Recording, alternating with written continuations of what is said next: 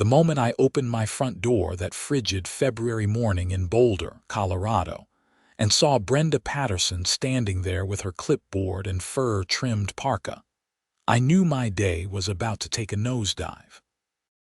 "Mr. Crawford, we need to discuss your power situation immediately," she said, not even bothering with a greeting.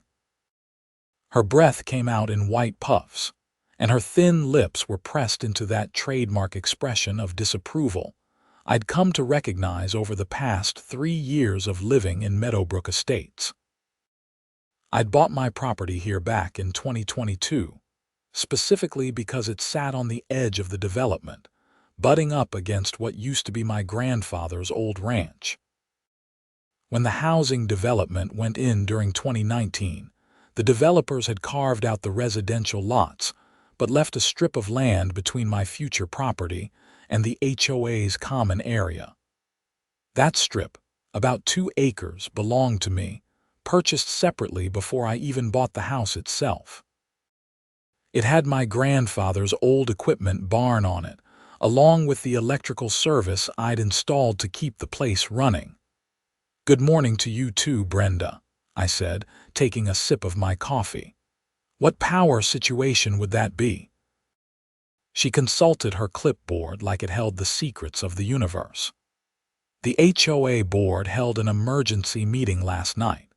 We've determined that the equipment barn we're using for community storage is at risk due to inadequate climate control.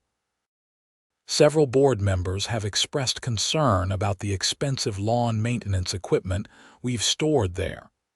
I leaned against the doorframe, letting that sink in. "The equipment barn on my property, you mean? The one the HOA begged to use last spring because your fancy new storage shed wasn't big enough. It's in the community's best interest," she said, completely ignoring my question. "We need you to install heating in that barn immediately. The forecast calls for temperatures dropping below zero next week, and we have over $40,000 worth of equipment in there." This was classic Brenda.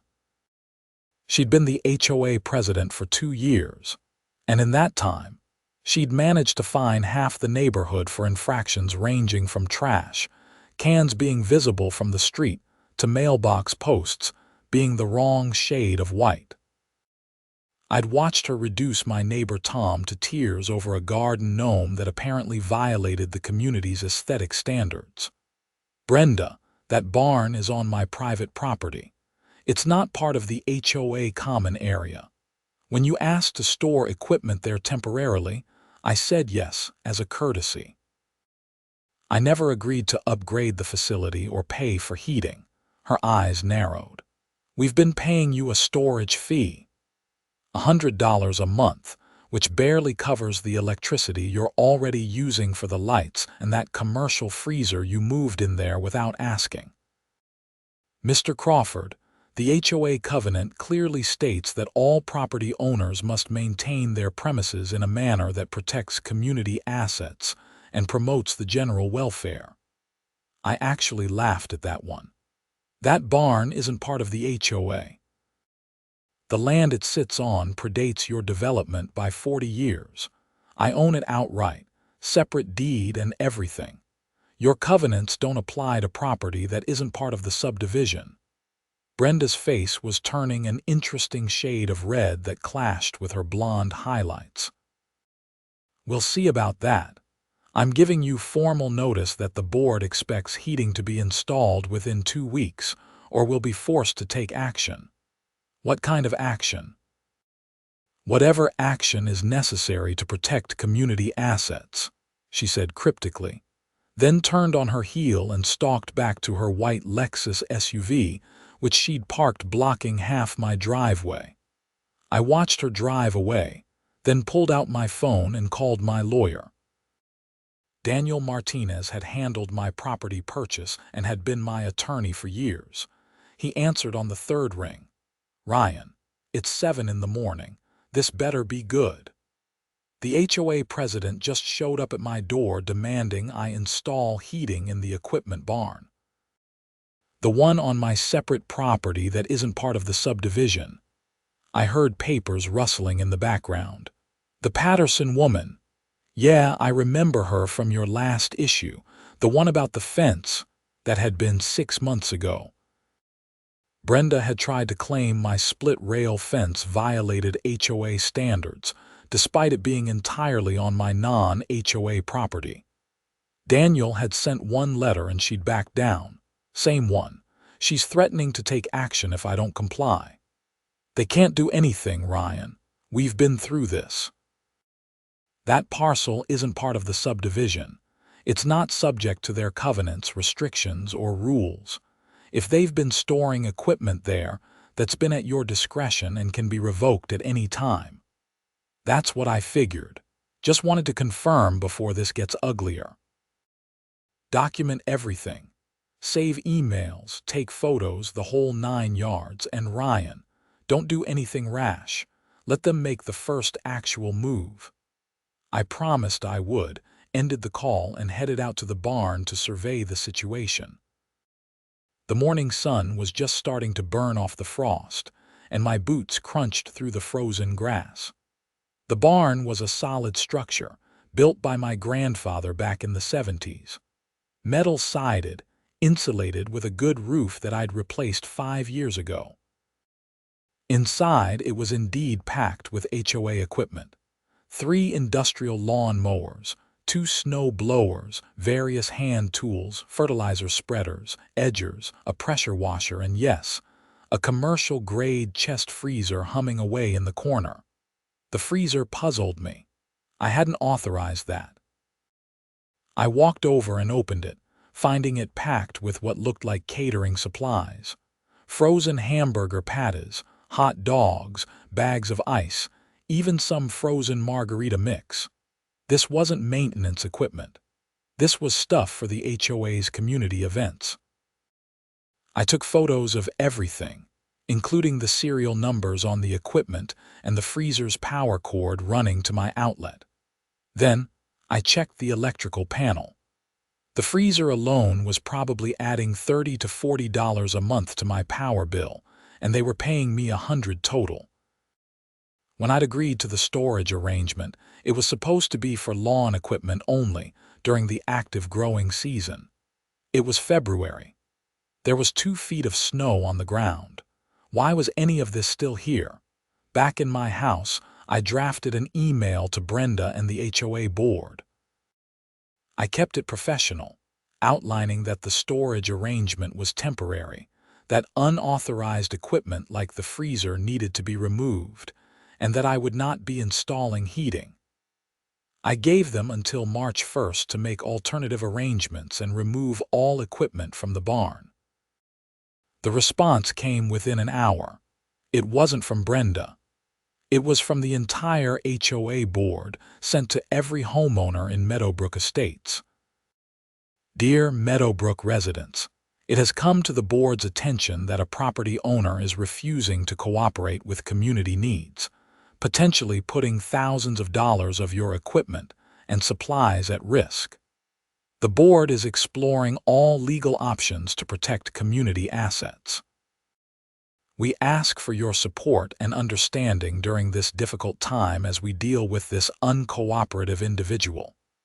They didn't name me, but in a community of 43 homes, everyone would know within hours. My phone started ringing almost immediately. First, it was my next-door neighbor, Susan, asking what was going on.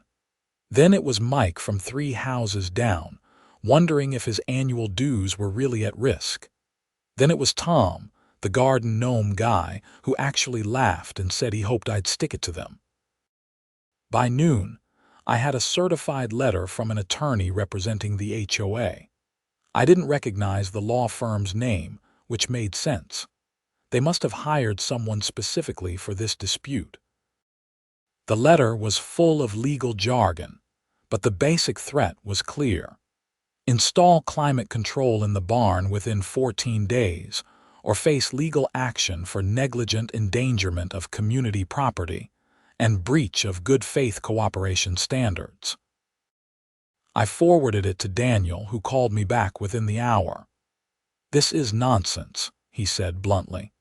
Negligent endangerment of community property, that's not even a real thing in this context, and good faith cooperation standards, they're making up legal theories.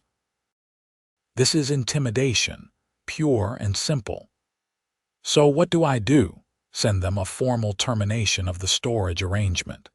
Give them 30 days as a courtesy, though legally you could probably give them less since they've materially altered the terms by adding unauthorized equipment. Make it clear that any equipment remaining after 30 days will be considered abandoned and disposed of accordingly.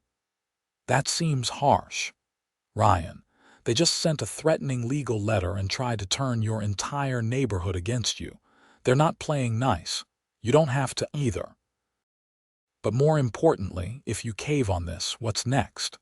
They've got no legal leg to stand on and they know it. This is a shakedown. He was right. I drafted the termination letter, had Daniel review it, and sent it via certified mail to the HOA board with copies to every board member individually. I gave them until March 15th to remove all equipment and supplies. That was 6 weeks away, more than generous considering the circumstances. The next HOA board meeting was scheduled for that Thursday evening, held at Brenda's house, since the HOA didn't have a dedicated meeting space. I wasn't a regular attendee, but I decided to show up for this one. About 20 homeowners packed into Brenda's oversized living room, sitting on folding chairs she'd set up. The board sat at a folding table up front. Brenda, Treasurer Mark Thompson, Secretary Jennifer Walters, and at-large members Dale Hudson and Patricia Myers. Brenda called the meeting to order and launched immediately into what she called the storage crisis. As you all know, we're facing an unprecedented situation where a property owner is refusing to provide basic climate control for community property. This puts all of us at risk, as the equipment stored in that facility represents a significant investment of community funds. I raised my hand. Point of order. Brenda looked like she'd just bitten into a lemon. Mr. Crawford, how nice of you to join us. I want to make sure everyone here understands the actual facts. The barn you're talking about is on property I own separately from my HOA lot. It's not part of this subdivision and never has been. The storage arrangement was meant to be temporary, for lawn equipment only, during the summer months. The HOA has since moved in unauthorized equipment, including a commercial freezer for event supplies, and is now demanding I make costly upgrades to property they have no legal claim to. Mark Thompson, the treasurer, shifted uncomfortably. We were told the barn was available for community use. For temporary storage, yes. Not as a permanent facility, and certainly not with the expectation that I'd pay to upgrade it to meet your changing needs. Jennifer Walters, who'd always seemed like the most reasonable board member, spoke up. Brenda, did we have a formal agreement with Mr. Crawford? A contract of some kind? We had a verbal agreement, Brenda said stiffly.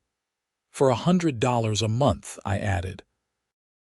Which doesn't cover the electricity costs of running an industrial freezer 24/7, let alone the wear and tear on the facility or the liability I'm taking on having all that equipment there. This is exactly the kind of selfish attitude that undermines community cohesion, Brenda snapped. You're part of this neighborhood, Mr. Crawford. That means sometimes you have to make sacrifices for the greater good. The greater good doesn't include me subsidizing storage and power costs for the HOA. I shot back.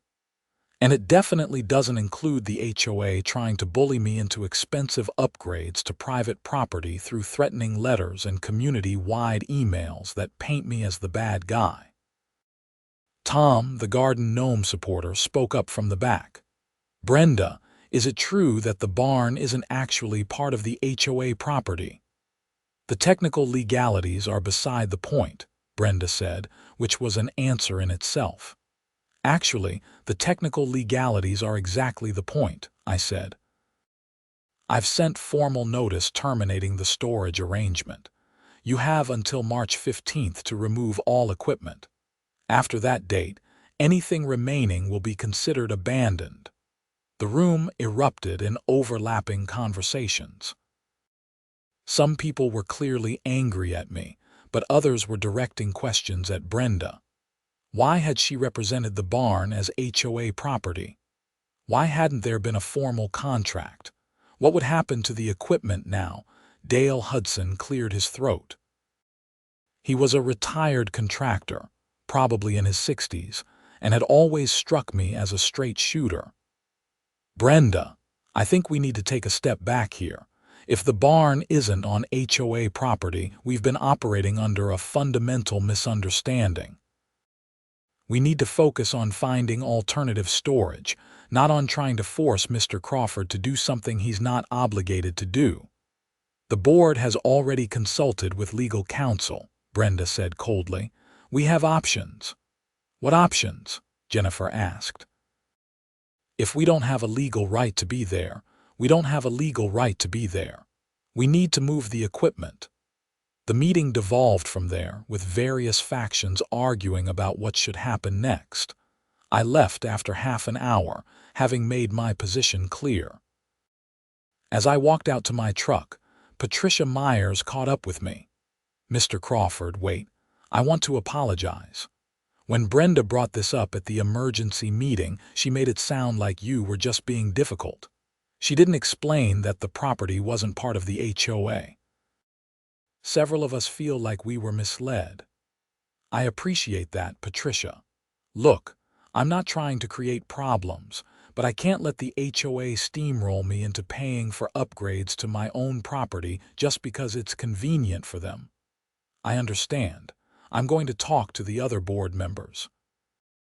We should be focusing on finding new storage, not on fighting with you. That gave me some hope that cooler heads might prevail, but I wasn't holding my breath. Brenda Patterson struck me as someone who viewed compromise as weakness. The weekend passed quietly. Then Monday morning, I woke up to find that someone had spray-painted "selfish" across my garage door in bright red letters. I called the police immediately. The responding officer, Deputy Martinez, no relation to my lawyer, took photos and filed a report. You think it's HOA related? He asked after I explained the situation. I can't prove it, but the timing is awfully convenient. We'll patrol the area more frequently. Make sure you've got your security cameras working. I'd installed cameras 6 months ago, covering my front yard, driveway, and the area around the barn. Unfortunately, the garage was on a blind spot. I added another camera that afternoon, positioning it to cover the garage and side yard. The next incident came 2 days later. I went out to the barn around 10 in the morning and found the main door standing wide open. The temperature outside was 15 degrees. I checked inside, and someone had unplugged every electrical outlet, including the freezer. I plugged everything back in and checked the footage from my barn camera. At 2:15 that morning, 3 figures in dark clothing and ski masks had approached the barn. One picked the padlock I'd installed, and they'd gone inside. The footage showed them unplugging equipment and props the door open with a concrete block before leaving. The video quality wasn't good enough to identify anyone, but I could tell 2 were women and 1 was a man, based on their builds and movements. I called Deputy Martinez back and showed him the footage. I want to file charges for trespassing and breaking and entering. The padlock was picked, so that's definitely breaking and entering. And you can see them deliberately sabotaging the power. I'll get this to our detective unit. Any guesses on who these people are? The HOA board consists of 5 people, 3 women and 2 men. I'm not saying it was them, but someone knew exactly where the barn was and what was inside. We'll look into it. I also sent the footage to my lawyer and to the HOA board. with a message that I was filing criminal charges for the break-in, and that they should ensure all equipment was removed from the barn by the deadline, or risk it being damaged by further criminal activity. Brenda's response came within the hour. The HOA board takes these allegations seriously, but notes that the barn contains HOA property, and board members have a fiduciary responsibility to inspect and protect community assets.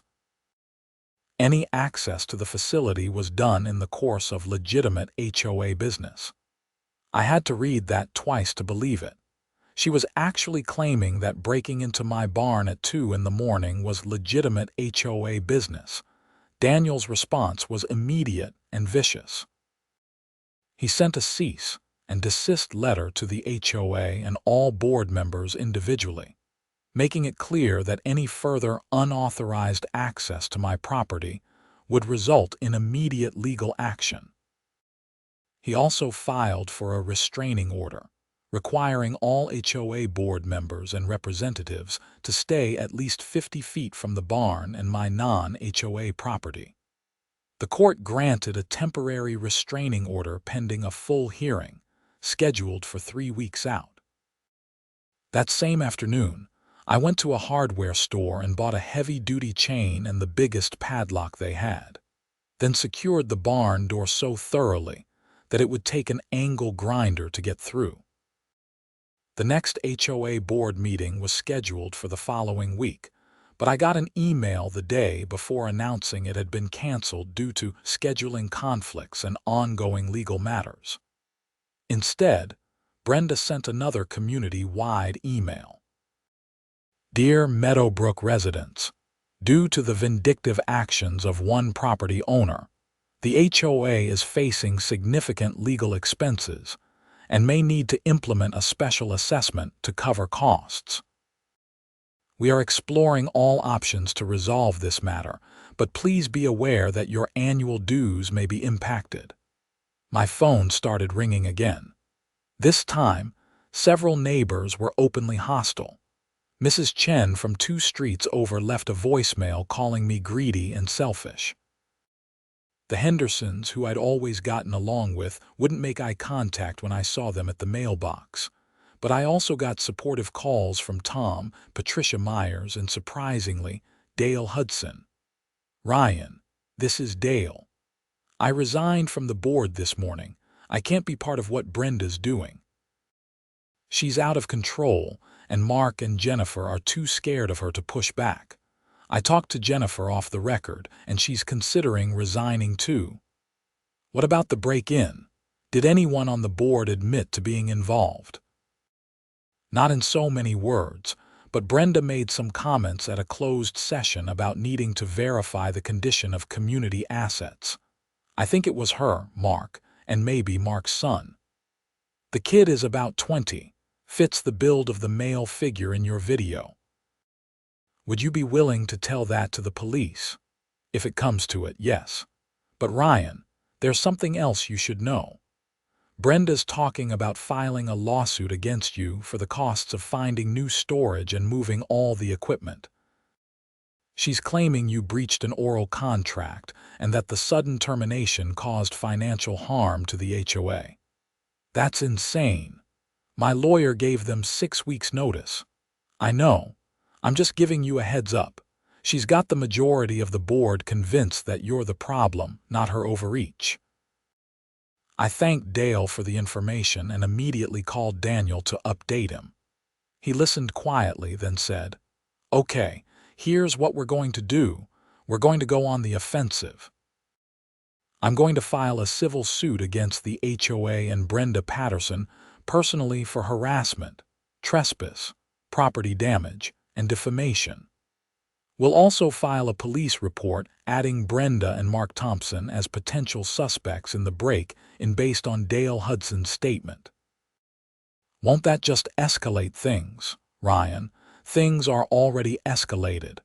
They broke into your property, they're defaming you to the entire community, and they're threatening frivolous litigation. You need to make it clear that there are consequences for this behavior." He was right. I gave him the green light to move forward. The lawsuit hit the HOA like a bomb. I filed it on a Friday afternoon, and by Saturday morning, my email inbox was full of messages from homeowners in the development. Some were angry at me for suing the HOA, but a surprising number were angry at Brenda for letting things get this far. Several people forwarded me emails from a growing group of homeowners who were organizing to recall the board. Sunday afternoon, I got a knock on my door. It was Jennifer Walters, the board secretary. "Mr. Crawford, I hope you'll give me a minute. I'm here personally, not as a board representative." I invited her in and offered coffee, which she accepted gratefully. She looked exhausted. "I'm resigning from the board," she said without preamble. I should have done it after the first meeting when Brenda started pushing this barn issue. I let her convince me that we had rights we didn't have, and I went along with decisions I knew were wrong. "Why are you telling me this?" "Because I want you to know that not everyone on the board supported what happened, and because I'm going to give a statement to the police. I wasn't involved in the break-in, but I know Brenda and Mark were talking about checking on the equipment. Brenda said something about how you couldn't stop them from protecting community assets. You know, if Mark's son was involved." She nodded miserably. "I saw him leave Brenda's house with Mark around 2 in the morning. I live across the street from her. I'd been up with insomnia and was sitting by my window. I saw them leave together, dressed in dark clothes, and they came back about 40 minutes later. Would you be willing to testify to that?" "Yes, Mr. Crawford, I'm deeply sorry for my part in this. I've been on the board for 4 years, and Brenda joined 2 years ago. She just has this way of making you feel like if you're not with her, you're against the community. But breaking into your property, that crossed a line I can't ignore." I called Deputy Martinez and asked him to come over. Jennifer gave her statement on the record, and the deputy said he'd be bringing Brenda, Mark, and Mark's son, whose name was Connor Thompson, in for questioning. The arrests happened on Tuesday morning. I wasn't there to see it, but the neighborhood grapevine worked overtime. Brenda was arrested at her house around 8 in the morning. Mark was picked up at his office, and Connor was arrested at the community college where he was taking classes. All 3 were charged with criminal trespass and attempted criminal mischief. The community reaction was split down the middle. Half the neighborhood seemed to think I was vindictive for pressing charges. The other half thought Brenda had gotten exactly what she deserved. The HOA held an emergency meeting that Thursday, now down to just 2 board members, Patricia Myers and Dale Hudson, who agreed to temporarily return to help stabilize things. They sent me a formal letter apologizing for the board's previous actions and requesting a meeting to discuss the removal of equipment from the barn. I agreed, and we met at a neutral location, a coffee shop in downtown Boulder. "First, let me say again how sorry we are," Patricia began. "Brenda led us into a situation that should never have happened. We're in the process of renting a storage unit in Longmont for the equipment, and we'll have everything moved out by March 1st, well ahead of your deadline. I appreciate that. And for what it's worth, I'm sorry this turned into such a mess. I never wanted to sue the HOA or see anyone arrested." Dale shook his head. "Don't apologize. Brenda needed to be stopped. She's been out of control for a while now. That thing with Tom's garden gnome, that was ridiculous. The fence dispute with you last year, same thing. She just can't stand anyone telling her no." "What happens with the criminal charges?" Patricia asked. "Is there any way you'd consider dropping them?" "That's not really up to me anymore. The DA's office is handling it. But honestly, even if I could, I'm not sure I would. They broke into my property. That's not something I can just overlook." We talked for another hour, working out the details of the equipment removal and discussing how to move forward. They agreed to pay me an additional $500 to cover the electricity costs from the freezer and to compensate me for the damage to my garage door from the spray paint. They also agreed to send a letter to all homeowners explaining what had actually happened and clearing my name. The equipment was moved out over the course of a week. A moving company the HOA hired came with a big truck and cleared everything out of the barn. I inspected it after they left, relieved to have my space back. I installed a new, better padlock and additional security cameras. The criminal case moved forward. Brenda, Mark, and Connor all entered not guilty pleas initially, but faced with Jennifer's testimony, the security camera footage, and the physical evidence of the picked lock, their lawyers eventually negotiated plea deals. Brenda and Mark pled guilty to criminal trespass and were sentenced to 1 year of probation, community service, and restitution for my legal fees related to the criminal case. Connor, because he was younger and had no criminal record, got a lesser sentence of 6 months probation and community service. The civil case took longer. The HOA's insurance company got involved and pushed for a settlement. They offered $20,000 to cover my legal fees, the property damage, and compensation for the harassment. Daniel negotiated them up to $35,000, and I accepted. The settlement also included a permanent injunction prohibiting the HOA from making any claims to my non-HOA property or attempting to enforce any HOA rules on that land. Brenda was forced to resign as HOA president as part of the plea deal. Mark resigned voluntarily after being convicted. The HOA held elections for new board members, and several people who'd been critical of Brenda's leadership were elected. Patricia Myers became the new president, and she turned out to be competent and reasonable. Over the following months, the neighborhood slowly returned to normal. The animosity faded as the new board sent out regular updates explaining what had actually happened and acknowledging the previous board's mistakes. Several neighbors apologized to me directly for believing Brenda's characterization of the situation. Tom, the garden gnome guy, actually started a neighborhood tradition of Gnome Day, where everyone who wanted to could put out garden decorations for 1 day a year. And the HOA agreed to suspend the aesthetic rules for that 24-hour period. It became a quirky, fun event that helped heal some of the divisions. The storage unit the HOA rented in Longmont worked out fine for them. It cost more than the $100 a month they'd been paying me, but it included climate control, security, and was actually designed for equipment storage. In retrospect, it's what they should have done from the beginning. I ran into Brenda one time about 6 months after everything concluded. It was at a grocery store in Boulder. She was in the produce section, and we made eye contact across a display of apples. For a moment, I thought she might say something, but she just turned and walked away quickly. I heard through the neighborhood grapevine that she and her husband were selling their house and moving to Fort Collins. The following spring, I started using the barn for its original purpose again. I'd gotten interested in woodworking, and I converted part of it into a workshop. I built a new workbench, installed proper lighting, and even put in a small wood stove for heat during the winter months. The irony wasn't lost on me that I was now heating the barn, but I was doing it for myself, on my own terms for my own property.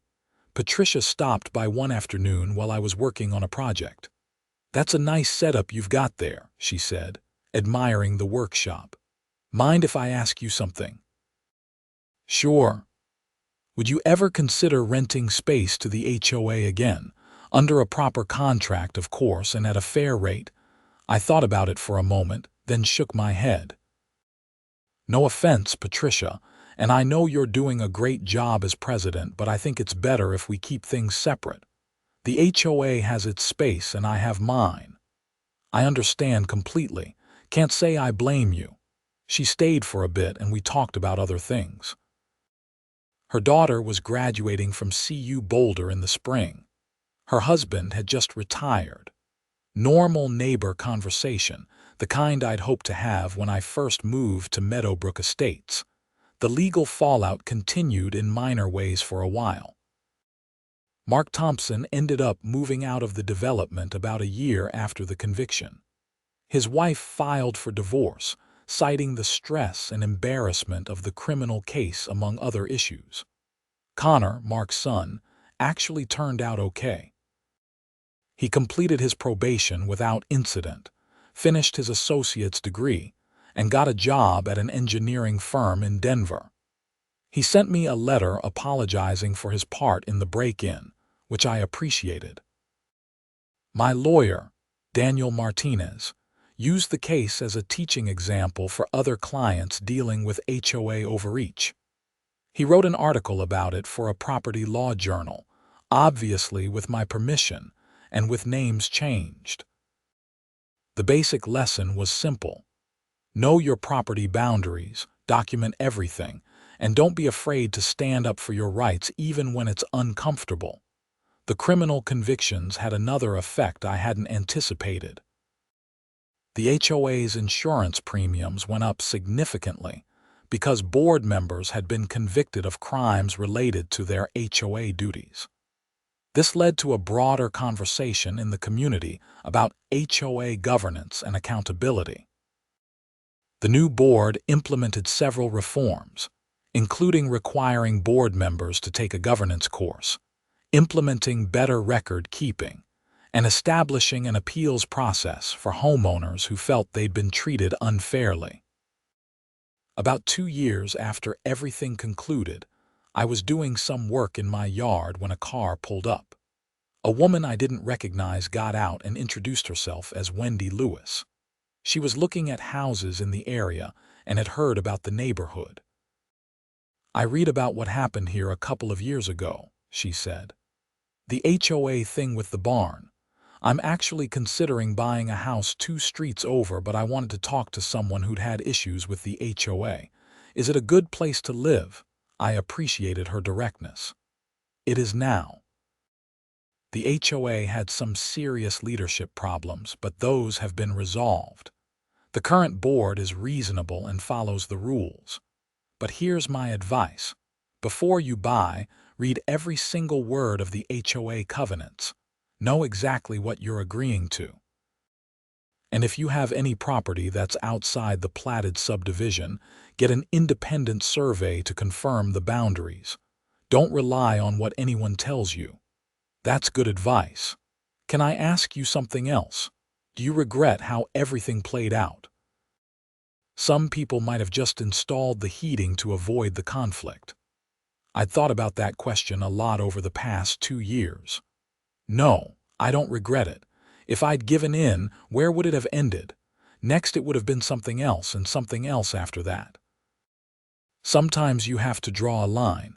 And honestly, the neighborhood is better off for it. The old board needed to be held accountable. She bought the house, and she and her husband turned out to be great neighbors. They got involved with the HOA in constructive ways, joining committees and volunteering for neighborhood events. The community continued to heal and grow stronger. My property values actually increased over time, despite or maybe because of the controversy. The neighborhood developed a reputation for having residents who were engaged and willing to hold leadership accountable. That's not a bad reputation to have. The barn remained my private workshop, a place where I could work on projects and enjoy the space my grandfather had built decades ago. Sometimes when I was out there on a quiet evening, working on a piece of furniture or just organizing tools, I'd think about how close I'd come to letting the HOA take control of it. 3 years after the initial confrontation, the neighborhood held a community barbecue. These had become regular events under Patricia's leadership, more casual and less rigid than the formal events Brenda used to organize. I was manning one of the grills when Patricia came over with a beer for me. "You know, Ryan, I never properly thanked you for standing your ground. I know it was hell at the time, but you exposed problems that needed to be addressed. This neighborhood is better for it." "I appreciate that, Patricia. You've done a great job as president. This feels like a real community now. That's what it should have always been." Tom came over with his wife, carrying a plate of food. "Hey Ryan, we're planning to do Gnome Day again next month. You participating this year?" I'd skipped the first 2 years, still feeling a bit raw about the whole situation, but enough time had passed. "Yeah, I think I will. I've got an idea for something ridiculous." That's the spirit.